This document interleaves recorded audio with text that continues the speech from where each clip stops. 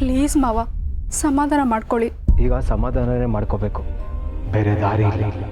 ನಿಮ್ಮ ದಾರಿ ಯಾವುದಾದ್ರೂ ಪರವಾಗಿಲ್ಲ ಮಾವ, ನನ್ನೂ ಆ ದಾರಿಯಲ್ಲಿ ಕರ್ಕೊಂಡು ಹೋಗಿ.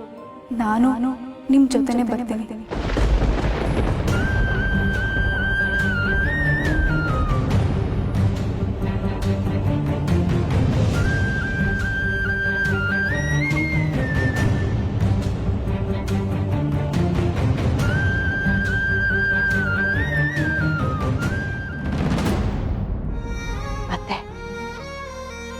ರುಕ್ಕು ತುಂಬ ಒಳ್ಳೆ ಹುಡುಗಿ ಅತ್ತೆ. ನಮ್ಮ ಬಾಲನ ಎಷ್ಟು ಚೆನ್ನಾಗಿ ಅರ್ಥ ಮಾಡ್ಕೊಂಡಿದ್ದಾಳೆ. ನೋವಿಗೆ ದುಃಖಕ್ಕೆ ಎಷ್ಟು ಚೆನ್ನಾಗಿ ಸ್ಪಂದಿಸ್ತಾಳಲ್ಲ ಅತ್ತೆ. ಹೌದು ಜಾನಕಿ, ಇಂಥ ಹುಡುಗಿ ಏನಾದರೂ ನಮ್ಮ ಬಾಲನಿಗೆ ಸಿಕ್ಕಿದ್ದಿದ್ರೆ ಅವನು ಬಾಳು ಬಂಗಾರ ತಾಯ್ತು. ಚಿತ್ರ ನಮ್ಮ ಜೀವನಿಗೆ ಸಿಕ್ಕಾಕೊಂಡು ಸಂಕಟ ಪಡ್ತಾ ಇದ್ದಾನೆ.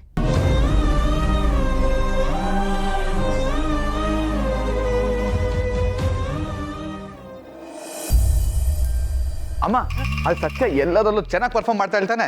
ಅನುಮಾನನೇ ಬೇಡ ಕಣೋ, ಯಾರ್ ಸೊಸೆ ಅವಳು? ಅಲೋ, ಯಾರ್ ಸೊಸೆ ಅಂತ ಮುಖ್ಯ ಆಗಲ್ಲ, ಯಾರ್ ಹೆಂಡತಿ ಅಂತ ಮುಖ್ಯ ಆಗತ್ತೆ. ಓ, ಅವಳನ್ನಷ್ಟು ಗಟ್ಟಿಯಾಗಿ ತಯಾರು ಮಾಡಿ ಕಳ್ಸಿದ್ಯಾರು? ನಾನು ನಾನೇ.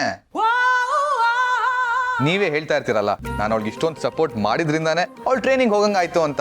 ಮತ್ತೆ ಎಲ್ಲ ಕ್ರೆಡಿಟು ನನಗೆ ಬರ್ಬೇಕು ತಾನೆ. ಬಂದ್ಬಿಡು, ಇದನ್ನೆಲ್ಲ ನಾ ಒಪ್ಕೊಳ್ಳಲ್ಲ. ಅದೇನ್ ಸೀಮೆಗಿಲ್ದಿರೋಳು ಅಂತ ಅನ್ಕೊಂಡಿದಾರೋ ಏನೋ, ಒಳ್ಳೆ ಚಿಕ್ಕ ಮಕ್ಳ ತರ ಆಡ್ತಾ ಇದಾರೆ. ಅಮ್ಮ, ಅದು ಸತ್ಯ ಟ್ರೈನಿಂಗ್ ಮುಗಿಸ್ಕೊಂಡು ವಾಪಸ್ ಬರ್ತಾಳಲ್ವಾ, ಆವಾಗ ಅವಳನ್ನೇ ಕೇಳೋಣ, ಅವಳಿಗೆ ಯಾರು ಫಸ್ಟ್ ಯಾರು ಫೇವ್ರೇಟು ಅಂತ ಅವಳೇ ಹೇಳ್ತಾಳೆ. ನೋಡ್ತಾ ಇರು, ನನ್ನ ಹೆಸರೇ ಹೇಳೋದವಳು. ನೋಡೋಣ ಬಿಡಿ. ಓ ಮೈ ಗಾಡ್, ಇಬ್ರು ಸ್ವಲ್ಪ ಸುಮ್ನೆ ಇರ್ತೀರಾ? Karthik, what is wrong with you? ಅಲ್ವೋ, ಆ ಸತ್ಯನಿಂದ ಎಲ್ರು ನಿನ್ನ ಅವಳ ಗಂಡ ಅಂತ ಗುರ್ಸೋ ಹಾಗಾಗಿದೆ. ಅವಳ ಜೊತೆ ಕಂಪೇರ್ ಮಾಡಿ ಎಲ್ರು ನಿನ್ನ ಕುಗ್ಗಿಸ್ತಾ ಇದಾರೆ. ಇಷ್ಟೆಲ್ಲ ಆದ್ಮೇಲೂ ಅವಳ ಪರ ವಹಿಸ್ಕೊಂಡು ಮಾತಾಡ್ತಾ ಇದೆಯಲ್ಲ, are you guys out of your mind? ಜನ ಮಾತಾಡ್ತಾರೆ ಅಂತ ನಾನು ನನ್ನ ಮನ್ಸು ಕೆಡ್ಸ್ಕೊಳಕ್ಕಾಗತ್ತಾ? ಚಾನ್ಸೇ ಇಲ್ಲ ಅಕ್ಕ. ಹೌದು, ಒಮ್ಮೊಮ್ಮೆ ಬೇಜಾರಾಗುತ್ತೆ, ಬಟ್ ನಾಟ್ ಎನಿಮೋ. ಕೀರ್ತನ, ನಿನಗಂತೂ ಸತ್ಯನ ಹಾಗೆ ಯೋಗ್ಯತೆನೂ ಇಲ್ಲ, ಕಾರ್ತಿಕ್ನ ಹಾಗೆ ಒಳ್ಳೆ ಮನಸ್ಸು ಇಲ್ಲ. ಇವರಿಬ್ಬರ ಮಧ್ಯೆ ಏನಾದ್ರು ತಂದಿಡಕ್ಕೆ ನೋಡಿದ್ರೆ ನಾನು ಮಾತ್ರ ಸುಮ್ಮನೆ ಇರಲ್ಲ. ಮಾ ಪ್ಲೀಸ್, ನಾನು ಅವನಿಗೆ ರಿಯಾಲಿಟಿ ಚೆಕ್ ಕೊಡ್ತಾ ಇದ್ದೀನಿ ಹೊರತು ಅವನನ್ನ ಮ್ಯಾನ್ಯುಪುಲೇಟ್ ಮಾಡಕ್ಕೆ ಟ್ರೈ ಮಾಡ್ತಿಲ್ಲ. ಇದೆರಡರ ಮಧ್ಯೆ ಡಿಫ್ರೆನ್ಸ್ ಏನಿದೆ ಅಂತ ತಿಳ್ಕೊಂಡು ಮಾತಾಡು. ವ್ಯತ್ಯಾಸ ಗೊತ್ತಿರೋದಕ್ಕೆ ಹೇಳ್ತಾ ಇದ್ದೀನಿ. ಗಂಡ ಹೆಂಡತಿ ಮಧ್ಯೆ ಏನಾದ್ರು ತಂದಿಡಕ್ಕೆ ನೋಡಿದ್ರೆ ನಾನು ಯಾರು ಅಂತ ತೋರಿಸ್ಬೇಕಾಗತ್ತೆ ನಿಮಗೆ. ಅಮ್ಮ, ಸುಮ್ಮನೆ ಇರಮ್ಮ. ಇವಳೇನೋ ಹೇಳಿದ್ಲು ಅಂತ ನಾನು ನನ್ನ ಮನ್ಸು ಹಾಳು ಮಾಡ್ಕೋತೀನ? ಖಂಡಿತವಾಗ್ಲೂ ಇಲ್ಲ. ನನಗೂ ಬುದ್ಧಿಶಕ್ತಿ ಇದೆ, ನಾನು ಸ್ವಂತವಾಗಿ ಯೋಚನೆ ಮಾಡ್ತೀನಿ. ಒಂದು ವೇಳೆ ಇವಳು ಮಾತು ಕೇಳಿ ನಾನು ಸತ್ಯನ ದೂರ ಮಾಡ್ಕೋತೀನಿ ಅಂತ ಇವಳು ಅನ್ಕೊಂಡ್ರೆ ಅದು ಭ್ರಮೆ. ಕಾರ್ತಿಕ್, ಏನಕ್ಕೋ ಏನನ್ನೋ ಕನೆಕ್ಟ್ ಮಾಡಬೇಡ. ನಾನು ನಿನ್ನ ಒಳ್ಳೇದಕ್ಕೆ ಹೇಳ್ತಿರೋದು. ನಿನ್ನ ಸತ್ಯನ ದೂರ ಮಾಡಿ ನನಗೇನು ಆಗ್ಬೇಕಾಗಿಲ್ಲ. ಅಕ್ಕ, ನನಗೆ ಒಳ್ಳೇದಾಗತ್ತೆ, ಸತ್ಯಂಗೆ ಒಳ್ಳೇದಾಗತ್ತೆ ಅಂತ ಬೇರೆ ಬೇರೆ ಇರಲ್ಲ ಅಕ್ಕ. ಒಳ್ಳೇದಾದ್ರೆ ಇಬ್ಬರಿಗೂ ಒಳ್ಳೇದಾಗತ್ತೆ, ಕೆಟ್ಟದಾದ್ರೆ ಇಬ್ಬರಿಗೂ ಕೆಟ್ಟದಾಗತ್ತೆ. ಯಾಕಂದ್ರೆ ಗಂಡ ಹೆಂಡತಿ ಅನ್ನೋರು ಕಾಂಪಿಟೇಟರ್ಸ್ ಅಲ್ಲ ಅಕ್ಕ, ಟೀಮ್ ಪ್ಲೇಯರ್ಸ್. ಅದೇ ಥರ ನಾನು ಸತ್ಯ ಯಾವತ್ತಿದ್ರೂ ಒಂದೇ ಟೀಮು. ಅಲ್ವೇ? ತಮ್ಮನಿಗಿರೋಷ್ಟು ಬುದ್ಧಿನೂ ನಿನಗಿಲ್ವಲ್ಲೇ?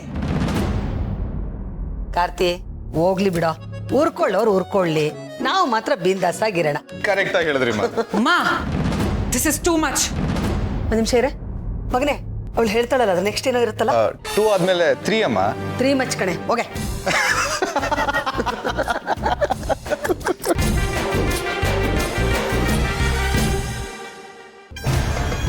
ಬೇಬಿ, ಇತ್ತೀಚೆಗೆ ನೀನು ತುಂಬ ಬ್ಯುಸಿಯಾಗಿದೆಯಾ? ಯಾಕೆ? ಯಾಕಂದರೆ ಬಿಸ್ನೆಸ್ ವಿಚಾರವಾಗಿ ತುಂಬ ಓಡಾಡೋದಿರುತ್ತಲ್ವ. ಐ ಮೀನ್, ನಿನಗೂ ಗೊತ್ತು ತಾನೆ. ನಡುವೆ ಆಫೀಸಿಗೆ ಬರ್ತಿಲ್ಲ, ಅದರಿಂದ ಎಷ್ಟು ಪ್ರಾಬ್ಲಮ್ ಆಗ್ತಿದೆ ಗೊತ್ತಾ? ಎಷ್ಟೊಂದು ಡಾಕ್ಯುಮೆಂಟ್ಸ್ಗೆ ನಿನ್ನ ಸೈನ್ ಪೆಂಡಿಂಗ್ ಇದೆ. ಇಯರ್ ಎಂಡ್ ಬಂತು, ಆಡಿಟರ್ಗೆ ಕಳಿಸ್ಬೇಕು. ಓ ಮೈ ಗಾಡ್, ನೀನು ನೆನ್ಪು ಮಾಡಿದ್ದು ಒಳ್ಳೇದಾಯಿತು. ನಡಿ ಆಫೀಸ್ಗೆ ಹೋಗೋಣ. ಏನೂ ಬೇಡ, ನೀನು ಸಿಕ್ತಾಗ ಸೈನ್ ಹಾಕ್ಸೋಣ ಅಂತ ಫೈಲ್ ತಂದಿದ್ದೀನಿ. ನೀನು ಬ್ಯುಸಿ ಇದೆಯಾ ಅಂತ ನನಗೂ ಅರ್ಥ ಆಗುತ್ತೆ. ವಾವ್ ಬೇಬಿ, ಎಷ್ಟು ಅರ್ಥ ಮಾಡ್ಕೊಂಡಿದ್ದೆ ನೀನು. Thank you.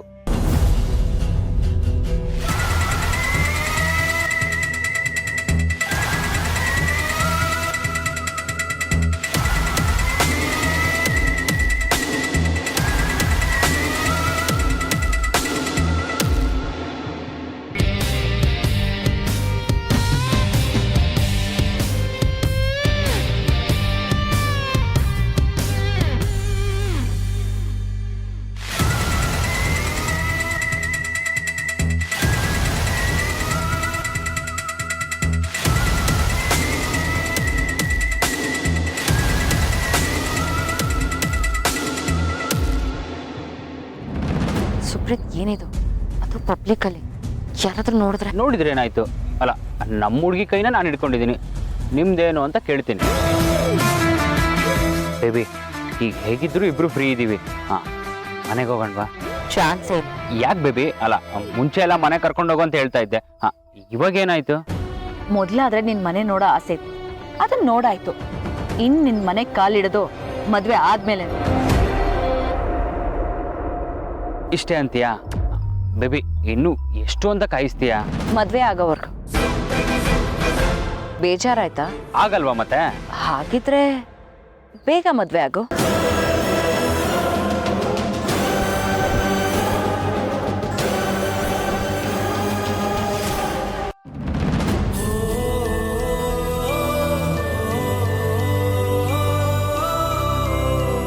ಸತ್ಯ, ನಿನ್ಗ ಸ್ವಾತಿನೂ ಪ್ರಶಾಂತು ಎಷ್ಟು ಅವಮಾನ ಮಾಡಿದ್ದಾರೆ.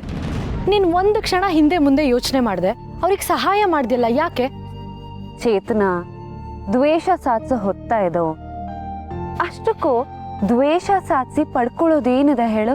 ನೀನ್ ಇಲ್ದೇ ಇರೋ ಫಿಲಾಸಫಿ ಎಲ್ಲ ಮಾತಾಡ್ಬೇಡ ಸತ್ಯ. ನಮಗ್ ಕಷ್ಟ ಕೊಟ್ಟೋರ್ಗೆ ಕಷ್ಟ ಬರ್ಲಿ, ಆಗ್ತಾನೆ ನಮ್ ನೋವೇನು ಅಂತ ಅವ್ರಿಗೆ ಗೊತ್ತಾಗೋದು. ನೀನ್ ನೋಡಿದ್ರೆ ಅವರಿಗೆ ಹೆಲ್ಪ್ ಮಾಡಿದ್ಯಾ. ಅವ್ರು ಬೇರೆಯವ್ರಿಗೆ ಕಷ್ಟ ಕೊಟ್ರೆ ಅದು ಅವ್ರ ಸಂಸ್ಕಾರ ತೋರಿಸುತ್ತೆ. ನಾವು ಅವ್ರಾಗೆ ಆಡಿದ್ರೆ ನಮಗೂ ಅವ್ರಿಗೂ ಏನ್ ವ್ಯತ್ಯಾಸ ಹೇಳು? ಅಷ್ಟಕ್ಕೂ ದೇವ್ರು ಸಹಾಯ ಮಾಡೋ ಅವಕಾಶ ಎಲ್ರಿಗೂ ಕೊಡಲ್ಲ. ನಮಗ್ ಕೊಟ್ಟಾಗ ನಾವು ಮೆದ್ಲಿಂದ ಯೋಚನೆ ಮಾಡದೆ ಬರೀ ಹೃದಯದಿಂದ ಯೋಚನೆ ಮಾಡ್ಬೇಕು. ಅವಕಾಶ ಸಿಕ್ಕಿದಾಗ ಬಳಸ್ಕೋಬೇಕು, ಹಾಗಂತ ನಮ್ಮಪ್ಪ ಹೇಳ್ತಿದ್ರು. ನಿನ್ನ ಅರ್ಥ ಮಾಡ್ಕೊಳ್ಳೋದು ಈಸಿನೇ ಅಲ್ಲ ಬಿಡು. ನಮ್ ಕೈಯಲ್ಲಿ ಯಾರಿಗಾದ್ರೂ ಒಳ್ಳೇದ್ ಮಾಡೋದಕ್ಕಾಯ್ತಾ? ಮಾಡ್ಬೇಕು, ಹಿಂದೆ ಮುಂದೆ ನೋಡ್ಬಾರ್ದು, ಅಷ್ಟೇ ನನ್ನ ಪಾಲಿಸಿ. ನಿನಗ್ ಗೊತ್ತಾ, ನಮ್ಮ ಏರಿಯಾದಲ್ಲಿ ನಮ್ಮ ಅಪ್ಪನೇ ಲೀಡರ್. ನಮ್ಮ ಏರಿಯಾದಲ್ಲಿ ಯಾವುದೇ ಗಲಾಟೆ ಆಗ್ಲಿ ಅಥವಾ ಒಳ್ಳೆ ಕೆಲಸ ಆಗ್ಲಿ ಎಲ್ರಿಗೂ ನಮ್ಮ ಅಪ್ಪನೇ ಬೇಕು. ನಾನು ಅವ್ರನ್ನ ನೋಡ್ಕೊಂಡು ಬೆಳೆದ ಮಗಳು. ಅವ್ರ ಗುಣನೇ ನನ್ನಲ್ಲೂ ಇರೋದು. ಅನ್ಯಾಯ ಆದಾಗ ಅದನ್ನ ಖಂಡಿಸೋದಕ್ಕೂ ಸೈ, ನ್ಯಾಯಕ್ಕಾಗಿ ಹೋರಾಡೋದಕ್ಕೂ ಸೈ. ಕಷ್ಟದಲ್ಲಿರೋರು ನಮ್ಮ ಶತ್ರುಗಳಾದ್ರೂ ಸಹಾಯ ಮಾಡಕ್ಕೂ ಸೈ. ಪಾಪ, ಅವ್ರನ್ನ ಯಾಕೆ ಶತ್ರುಗಳು ಅಂತೀಯ? ನಮ್ ಜೊತೆ ಅವರು ಟ್ರೈನೇಸೆ, ಆದ್ರೆ ಹುಡುಕ್ ಬುದ್ಧಿ ದುಡುಕ್ತಿದಾರಷ್ಟೆ. ನೀನಂತೂ ಆಚೆಯಿಂದ ಅಷ್ಟೇ ಗಟ್ಟಿಗಿತ್ತಿ, ನಿನ್ ಮನ್ಸು ಅಷ್ಟೇ ಮೃದು. ನಿನಗೆ ಕೆಟ್ಟದ್ ಮಾಡಿರೋರ್ಗೂ ಒಳ್ಳೇದೇ ಮಾಡ್ಬೇಕು ಅನ್ನೋ ನಿನ್ ಯೋಚನೆಗೆ, ಆ ಯೋಚನೆನ ನಿನ್ ಒಳಗಡೆ ಬಿತ್ತಿರೋ ನಿಮ್ಮಪ್ಪನ್ಗೆ ನನ್ನ ಕಡೆಯಿಂದ ಒಂದು ಸೆಲ್ಯೂಟ್. ಎಸ್ ಬಾಸ್, ಆಯ್ತು, ಹೋಗ್ಲಿದ್ದಾಯ್ತಾ? ಈಗ ಹೋಗಿ ಮಲ್ಗಣ್ವಾ? ಬಾ ಆಂಜನೇಯ, ಗುಡ್ ನೈಟ್.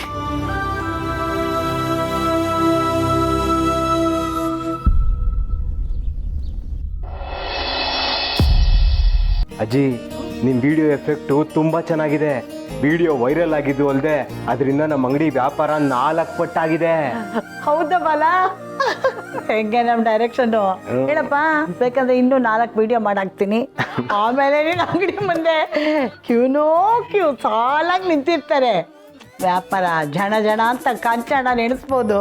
ಅಯ್ಯೋ ಅಜ್ಜಿ, ದುಡ್ಡಿನ ವಿಷಯ ಹಾಗಿರ್ಲಿ, ನನಗೆ ಬಂದಿರೋ ಜನನ ಮೇಂಟೈನ್ ಮಾಡೋಕ್ಕೆ ಆಗ್ತಿಲ್ಲ. ಎಷ್ಟೋ ಜನ ಪಾಪ ಬಜ್ಜಿ ಸಿಗದೆ ವಾಪಸ್ ಹೋಗ್ತಾ ಇದ್ದಾರೆ. ಬಾಲ, ಕೆಲ್ಸಕ್ಕೆ ಜನರನ್ನ ಇಟ್ಕೊಳಪ್ಪ. ಅಯ್ಯೋ ಅತ್ತೆ, ಹುಡುಗರು ಇಲ್ಲಿರೋ ಕೆಲಸ ನೋಡಿ ವಾರಕ್ಕೆ ಸುಸ್ತು ಬಿದ್ದು ಓಡೋಗ್ಬಿಡ್ತಾರೆ. ರುಕ್ಕು ಹೆಲ್ಪ್ ಮಾಡ್ತಿದ್ದಾಳೆ, ಹಾಗಾಗಿ ಸ್ವಲ್ಪ ಪರವಾಗಿಲ್ಲ. ಮುಂಚೆ ದಿನಕ್ಕೆ ಎಲ್ಲ ಖರ್ಚು ಕಳೆದು 1,500 ಉಳಿಯೋದು, ಈಗ ದಿನಕ್ಕೆ 3,500 ರೂಪಾಯಿ ಆಗ್ತಾ ಇದೆ. ಒಳ್ಳೇದು ಬಾಲ, ನಿನ್ನ ಪ್ರಾಮಾಣಿಕತೆಗೆ ಆ ದೇವ್ರೆ ನಿನ್ನ ಕೈ ಹಿಡಿದು ನಡೆಸ್ತಿದ್ದಾನೆ. ನೀನು ಹೀಗೆ ಮುಂದೆ ಬಂದರೆ ಅಷ್ಟೇ ಸಾಕು.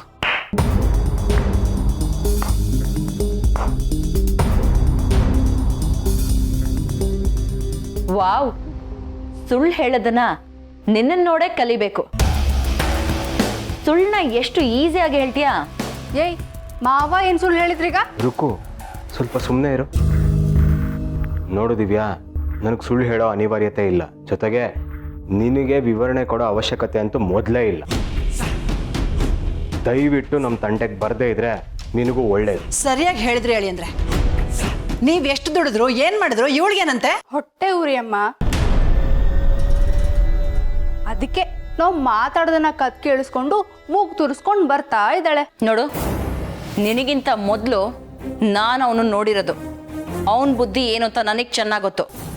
ನಾನು ಫೂಲ್ ಆಗಿದ್ದೀನಿ, ನೀನು ಫೂಲ್ ಆಗ್ಬೇಕಂತಿದ್ರೆ ನಿನ್ನಿಷ್ಟ. ನಾನು ನಿನ್ನನ್ನು ತಡೆಯಲ್ಲ. ಅವನನ್ನು ತಲೆ ಮೇಲೆ ಹೊತ್ಕೊಂಡು ಮೆರೆಸು. ಒಂದಲ್ಲ ಒಂದಿನ ಅವನ ಬಣ್ಣ ತೋರಿಸ್ತಾನೆ, ಆಗ ನಿನಗೆ ಗೊತ್ತಾಗತ್ತೆ. ಕಾಲ ಯಾವಾಗಲೂ ಒಂದೇ ಥರ ಇರಲ್ಲ ದಿವ್ಯ. ನಿನ್ನ ಜೊತೆ ಇದ್ನಲ್ಲ ಆ ಬಾಲ, ಅವನ ಸತ್ತು ಯಾವುದೋ ಕಾಲ ಆಯಿತು. ಈಗಿರೋದು ಹೊಸ ಬಾಲ. ಅವನನ್ನು ಗುರ್ತಿಸೋದಕ್ಕೆ ನಿನಗಾಗಲಿಲ್ಲ ಅಂದರೂ ಪರವಾಗಿಲ್ಲ. ನನ್ನ ಜೊತೆಲಿರೋರು ಕಾಲು ಎಳೆಯೋದಕ್ಕೆ ಬರಬೇಡ. ಬಿಟ್ಟಾಕು ಮಾವ. ಅವಳು ಹೇಳಿದ ಮಾತಿಗೆ ನೀನಾಗ ತಲೆ ಕೆಡ್ಸ್ಕೊಂತೀಯ? ನೋಡ್ತಾ ಇರು ಮಾವ, ನೀನಿನ್ನು ಎತ್ತರಕ್ಕೆ ಬೆಳಿತೀಯ. ನಿನ್ನ ಒಳ್ಳೆತನ ಇನ್ನು ಎತ್ತರಕ್ಕೆ ಕರ್ಕೊಂಡು ಹೋಗುತ್ತೆ.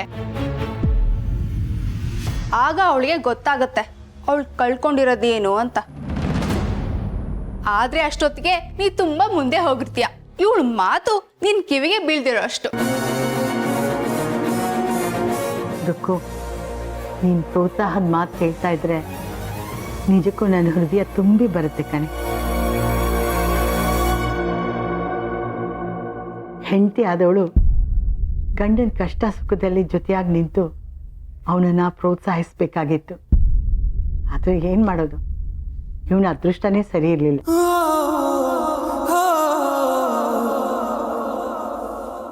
ಯಾವ್ದ್ಯಾವ್ದನ್ನೋ ಕಟ್ಕೊಂಡು.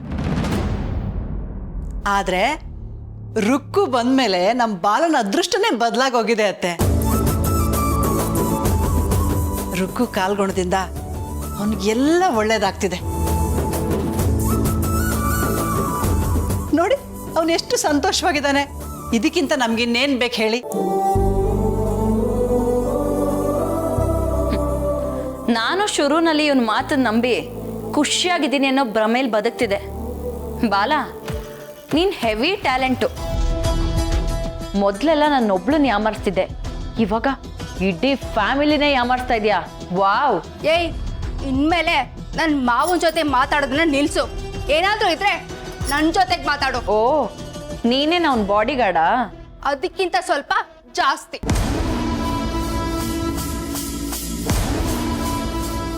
ಈಗ ನೀನ್ ಕಳ್ಸ್ಕೊ, ಇಲ್ಲ ಅಂದ್ರೆ ಗೊತ್ತಲ್ಲ.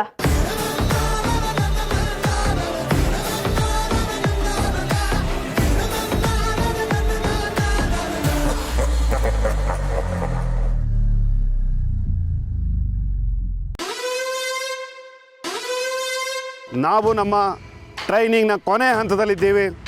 ಸೊ ನಿಮ್ಮ ಪರ್ಫಾರ್ಮೆನ್ಸ್ ಇವತ್ತು ತುಂಬ ಇಂಪಾರ್ಟೆಂಟ್ ಆಗುತ್ತೆ. ಇವತ್ತು ಕ್ರಾಲಿಂಗ್ ಟ್ರೈನಿಂಗ್ ಇದೆ. Get ready.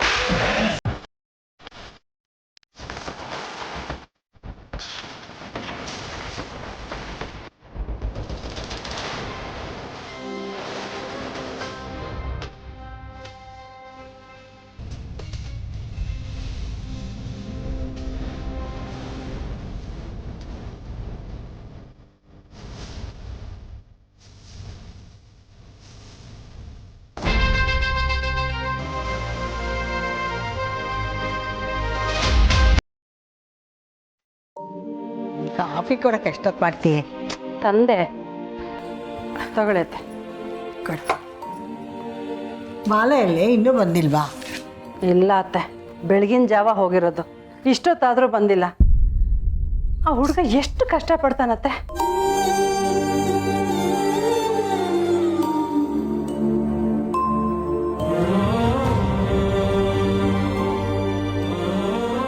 ಏನು ಎಲ್ಲರೂ ಸೇರಿಕೊಂಡು ನನ್ನ ಬಗ್ಗೆನೇ ಮಾತಾಡ್ತಿರೋ ಥರ ಇದೆ. ಅಲ್ಲ ಬಾಲ, ಬೆಳಗ್ಗೆನೇ ಎದ್ದು ಮಾರ್ಕೆಟ್ಗೆ ಹೋಗ್ತೀಯ, ಇಷ್ಟೊತ್ತಿಗೆ ವಾಪಸ್ ಬರ್ತೀಯ, ಆಮೇಲೆ ತರಕಾರಿ ವ್ಯಾಪಾರ ಅಂತ ಹೊಟ್ಟೋಗ್ತೀಯ, ಸಾಯಂಕಾಲ ಬಜ್ಜಿ ಅಂಗಡಿ ಅಂತ ಹೋಗ್ತೀಯ. ಹೀಗೆ ದುಡಿತಾ ಇದ್ರೆ ನಿನ್ನ ದೇಹದ ಗತಿ ಏನಾಗಬೇಕು? ಅದಕ್ಕೆ ಸ್ವಲ್ಪ ವಿಶ್ರಾಂತಿ ಕೊಡಬೇಕು ಅಂತ ಅನ್ಸಲ್ವಾ ನಿನಗೆ? ಅಯ್ಯೋ ಅಜ್ಜಿ, ನಿಧಾನಕ್ಕೆ ಹೋದ್ರೆ ಮಾರ್ಕೆಟಲ್ಲಿ ಫ್ರೆಶ್ ಐಟಮ್ಗಳು ಸಿಗೋದೇ ಇಲ್ಲ ಅಂತೀನಿ. ಒಳ್ಳೆ ಐಟಮ್ಸ್ ಹಾಕ್ಲಿಲ್ಲ ಅಂದ್ರೆ ಕಸ್ಟಮರೇ ಸಿಗಲ್ಲ. ಈಗ ತಾನೇ ನನ್ನ ಗಾಡಿ ಬಗ್ಗೆ ಏರಿಯಲ್ಲಿ ಮಾತುಕತೆ ಆಗ್ತಿದೆ, ಜನ ಹುಡುಕೊಂಬಂದು ತಗೋತಾ ಇದ್ದಾರೆ. ಇಂಥ ಸಮಯದಲ್ಲಿ ನಾನು ಎಷ್ಟೇ ಕೇರ್ಫುಲ್ ಆಗಿದ್ರು ಸಾಲದು ಅಲ್ವಾ. ಜೊತೆಗೆ ಬಜ್ಜಿ ವ್ಯಾಪಾರನೂ ಚೆನ್ನಾಗಿದೆ, ಇತ್ತೀಚೆಗೆ ಪಾರ್ಸಲ್ಗಳು ಜಾಸ್ತಿ ಆಗ್ತಾ ಇದಾವೆ. ಕೆಲಸ ಚೆನ್ನಾಗಿದ್ದಾಗ ಕಣ್ಣು ಗೊತ್ಕೊಂಡು ಮಾಡ್ಬಿಡ್ಬೇಕು ಅಲ್ವಾ ಅಜ್ಜಿ? ಸೂಪರ್ ಮಾವ ನೀನು. ಮತ್ತೊಂದ್ಸಲ ನಿನಗೆ ಬಿದ್ದೋದೆ. ಶ್ರಮ ಪಟ್ಟು ಕೆಲಸ ಮಾಡಿದ್ರೆ ಯಾರು ಬೇಕಾದ್ರೂ ಮುಂದೆ ಬರ್ಬೋದು ಅಂತ ಹೇಳೋದಕ್ಕೆ ನೀವೇ ಸಾಕ್ಷಿ. ಅದಕ್ಕೆ ನಾನು ಇನ್ನೊಂದು ಯೋಚನೆ ಮಾಡ್ತಾ ಇದ್ದೀನಿ. ಹೇಗೂ ತರಕಾರಿ ಗಾಡಿ ಇಟ್ಕೊಂಡಿದ್ದೀನಿ, ಅದನ್ನೇ ಅಂಗಡಿ ಮಾಡಿದ್ರೆ ಹೇಗೆ ಅಂತ. ಎಷ್ಟ್ ಸಲ ಹೇಳಿದೀನಿ ನಿನಗೆ ಆ ಜುಜ್ಬಿ ವ್ಯಾಪಾರ ಬಿಟ್ಟು ಒಳ್ಳೆ ಕೆಲ್ಸಕ್ಕೆ ಸೇರ್ಕೋ ಅಂತ. ಹಲೋ ಅಮ್ಮಂಡಿ, ನನ್ನ ಮಾವ ಮಾಡ್ತಿರೋದು ಬಿಸ್ನೆಸ್, ನಿನಗೆ ಹೊಟ್ಟೆ ಉರಿ ಅಂತ. ಬಾಲ, ಮೊದ್ಲು ಇವ್ರ ಬಾಯಿಗೆ ಪ್ಲಾಸ್ಟ್ ಹಾಕು. ಇವ್ರು ಹಿಂಗೆ ಕಾಲ್ ಕೆರ್ಕೊಂಡು ಜಗ್ಲು ಬರ್ತಾ ಇದ್ರೆ ಕಾಲ್ನ ಮುರ್ದಾಕ್ಬಿಡ್ತೀನಿ.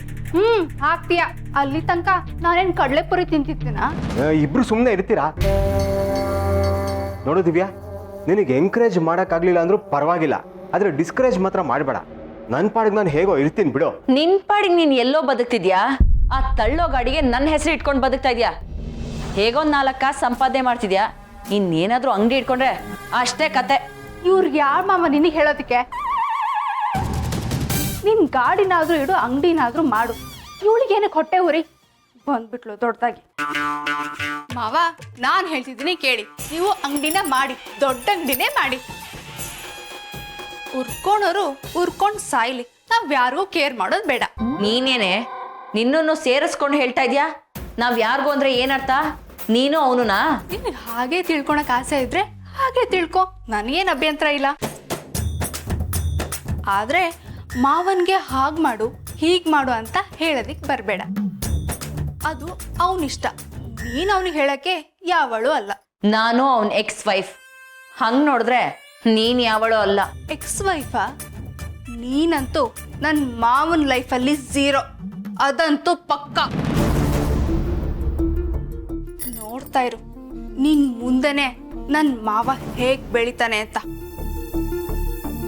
ಆಗ ನೀನೇ ಬಾಯ್ ಮಾಡ್ಕೊಂಡು ಸಾಯ್ಬೇಕು, ಇಂಥ ಬಂಗಾರದಂತ ಗಂಡನ್ನ ಬಿಟ್ನಲ್ಲ ಅಂತ. ಅಂತ ಸಿಚುಯೇಷನ್ ನನಗ್ ಬರಲ್ಲ, ಡೋಂಟ್ ವರಿ. ಕಾಲ ಯಾವಾಗ್ಲೂ ಹೀಗೆ ಇರಲ್ಲಮ್ಮ. ಮಧ್ಯಾಹ್ನ ಹೊತ್ತು ಗಡಿಯಾರದಲ್ಲಿ ಮುಳ್ಳು ಮೇಲೆ ಇರುತ್ತೆ, ಸಂಜೆ ಹೊತ್ತು ಕೆಳಗ್ ಬರುತ್ತೆ. ನಿನ್ ದಿಮಾಕು ದೌಲತ್ತು ಅಷ್ಟೇ, ಕೆಳಗ್ ಬರಲೇಬೇಕು. ಏನೇ ನನಗೆ ಚಾಲೆಂಜ್ ಹಾಕ್ತಿದ್ಯಾ? ಹೌದು, ಇದೇ ನನ್ನ ಚಾಲೆಂಜು. ನೋಡೋಣ ನೀನ ನನ್ನ ಮಾವನ ಅಂತ. ಆಯ್ತಾಯ್ತು, ನೋಡೋಣ. ಆದ್ರೆ ಆ ಕಾಲ ನಾನು ಬದುಕಿರುವಾಗ್ಲೇ ಬರುತ್ತಾ ಅಂತ ನೋಡೋಣ. ಏ ದಿವ್ಯಾ, ಯಾರನ್ನೂ ಆ ಕಿಚಾಯಿಸ್ ಮಾತಾಡಬಾರ್ದು ಕಣೆ. ನಿನ್ನ ಉಪದೇಶ ನನಗೆ ಬೇಕಾಗಿಲ್ಲ. ಓ ಹೋಗ್ಲಿ ಬಿಡೆ ಜಾನಕಿ, ಅದ್ರ ಹತ್ರ ಎಂತ ಮಾತು, ಅದಕ್ಕೂ ಅರ್ಥ ಆಗಂತ ಕಾಲ ಬಂದೇ ಬರುತ್ತೆ.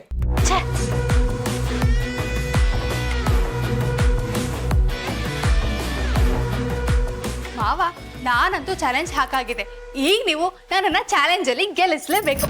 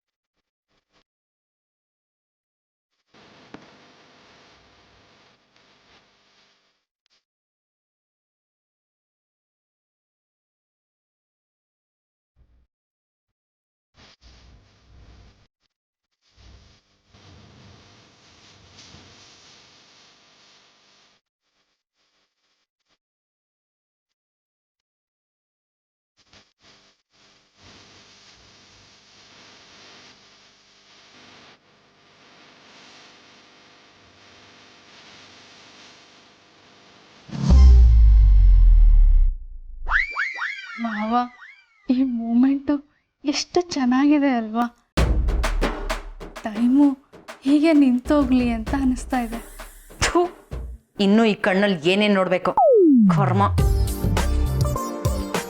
ನೋಡಿದ್ಯಾ ಮಾವ, ನಿನ್ನ ಎಕ್ಸ್ ವೈಫು ಹೇಗೆ ಹುರ್ಕೊಂಡ್ಲು ಅಂತ? ಹೇ ರುಕ್ಕು, ನೀನು ಸರಿಯಾಗಿದ್ಯಾ ಕಣೆ. ಅವಳನ್ನ ಉರ್ಸಿ ಎಲ್ಲ ಅವಳನ್ನ ಮಸಿ ಮಾಡ್ಬಿಡ್ತೀಯೋ ಅಂತ ನನಗೆ ಗಾಬರಿ ಆಗ್ತಾ ಇದೆ. ಇಂಥವ್ರಿಗೆ ಹೀಗಿದ್ರೆ ಬುದ್ಧಿ ಬರೋದು ಅಜ್ಜಿ, ಇಲ್ಲ ಅಂದ್ರೆ ತಲೆ ಮೇಲೆ ಕೂತ್ಕೊಂಡ್ಬಿಡ್ತಾರೆ. ಅದು ನಿಜ ಅನ್ನು.